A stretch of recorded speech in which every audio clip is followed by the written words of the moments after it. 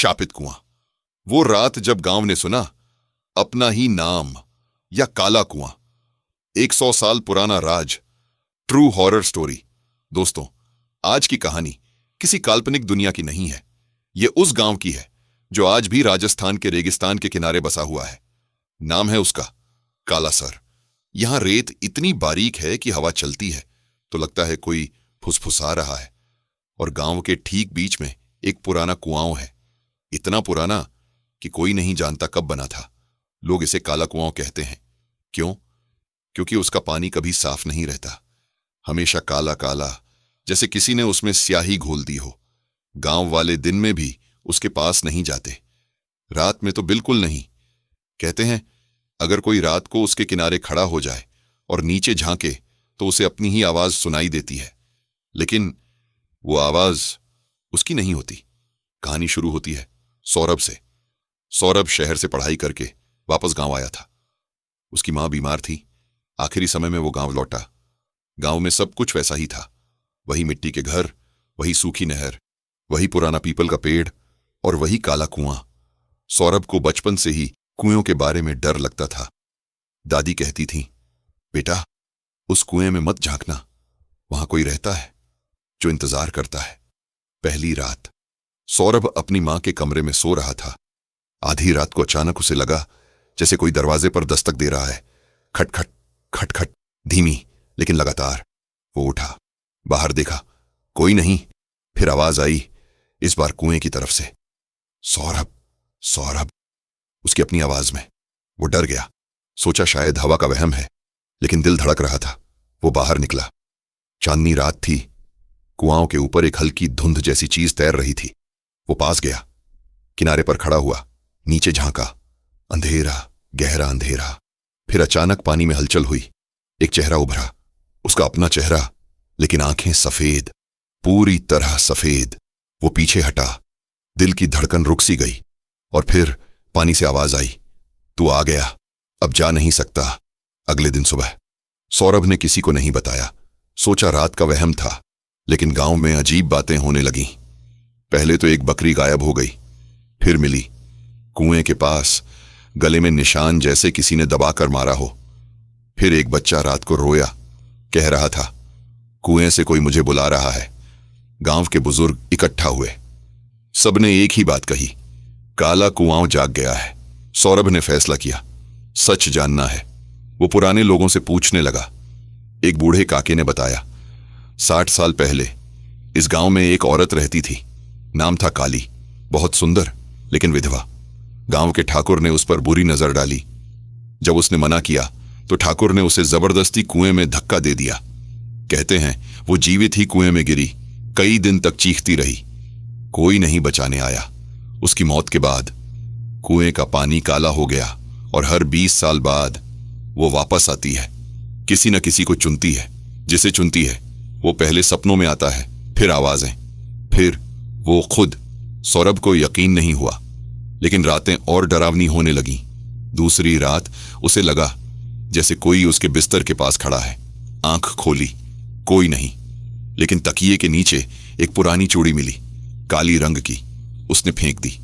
तीसरी रात सपना आया, वो कुएं के किनारे खड़ा है। नीचे से एक औरत हाथ बढ़ा रही है, मुझे बाहर निकाल सौरभ, तू ही तो मेरा बेटा है। वो जागा, पसीने से तर। उसकी मां कमरे में नहीं थी। घबराकर बाहर गया। मां कुएं के पास खड़ी थी, आंखें बंद, मुंह से फुसफुसा रही थी, आजा आजा। सौरभ ने उसे खींचा। मां जागी, रोने लगी, बेटा वो मुझे बुला रही है, कह रही है तू उसका बेटा है।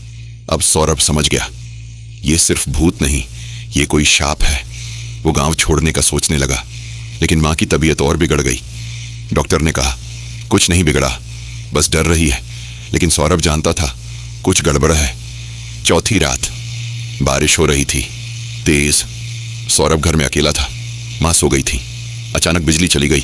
कुएं की तरफ से रोने की आवाज, एक औरत का रोना, मेरा बेटा कहाँ है? सौरभ ने टॉर्च ली, बाहर निकला, कुएं के पास पहुंचा। पानी उफान पर था। फिर पानी से एक हाथ निकला, सफेद सिकुड़ी हुई उंगलियां। वो पीछे हटा, लेकिन पैर फिसला। वो कुएं में गिरने वाला था। तभी किसी ने उसे पीछे से पकड़ा। गांव का सरपंच। बेटा मत जा, वो तुझे भी ले जाएगी। सरपंच ने सारी सच्चाई बताई। काली की मौत के बाद ठाकुर को भी कुएं ने खींच लिया। उसके बाद से हर 20 साल में एक मर्द को चुनती है। इस बार तुझे चुना है क्योंकि तू ठाकुर का वंशज है। तेरी माँ को भी पता था, लेकिन उसने कभी नहीं बताया। वो डरती थी कि तू चला जाएगा। सौरभ सदमे में था। तो क्या करूं?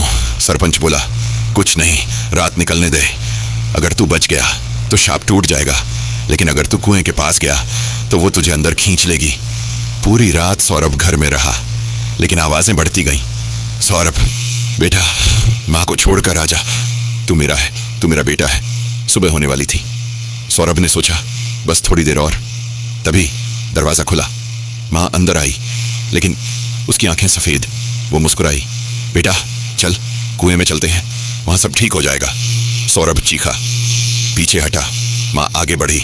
उसके पीछे काली खड़ी थी, लंबे बाल, काला साया, आंखें खाली। वो बोली, तू मेरा बेटा है क्योंकि तू ठाकुर का खून है। तूने मुझे मारा था, अब तुझे मरना होगा। सौरभ भागा कुएं की तरफ। वो किनारे पर रुका, नीचे देखा। पानी में सैकड़ों चेहरे, सबकी आंखें सफेद, सब चीख रहे थे, आजा आजा। अचानक काली ने उसे पकड़ा। उसके बालों में हाथ फंसा। वो गिरा कुएं में। पानी ठंडा था, बहुत ठंडा। वो डूब रहा था। फिर एक आवाज आई, अपनी ही आवाज, मैं तुझे नहीं मारूंगी, तू मुझे आजाद कर। सौरभ ने आंखें खोली। वो कुएं के अंदर था, लेकिन जिंदा। चारों तरफ अंधेरा, फिर एक रोशनी। काली खड़ी थी, लेकिन अब वो इंसान जैसी लग रही थी। मैं 60 साल से इंतजार कर रही हूं किसी को बताने का कि मैंने खुद को नहीं मारा। ठाकुर ने मुझे मारा, लेकिन गांव ने चुप्पी साध ली। शाप इसलिए है क्योंकि सच दब गया। अगर तू सच बताएगा, शाप टूट जाएगा। सौरभ ने पूछा, कैसे? सुबह होते ही गांव वालों को बता दे, सबको, और मेरी हड्डियां निकाल कर दफना दे। सुबह हुई। सौरभ कुएं से बाहर आया, भीगा हुआ लेकिन जिंदा। गांव वाले इकट्ठा हुए। उसने सब बताया। पहले किसी ने यकीन नहीं किया, लेकिन जब कुएं में उतरे तो नीचे हड्डियां मिली। एक औरत की, गले में चूड़ी। गांव ने हड्डियां निकाली, दफनाई। कुएं का पानी अगले दिन साफ हो गया। शाप टूट गया। लेकिन दोस्तों, कहानी यहीं खत्म नहीं होती।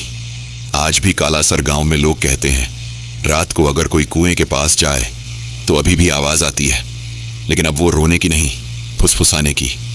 सच बता देना, सच बता देना। और सौरभ, वो आज भी गांव में है, लेकिन उसकी आंखों में वो सफेदी कभी कभी झलक जाती है, जैसे काली अभी भी कहीं अंदर है, इंतजार कर रही है अगले शाप की। तो दोस्तों, अगर कभी राजस्थान के किसी गांव में काला कुआं देखें, मत झांकना, क्योंकि नीचे आपका इंतजार हो सकता है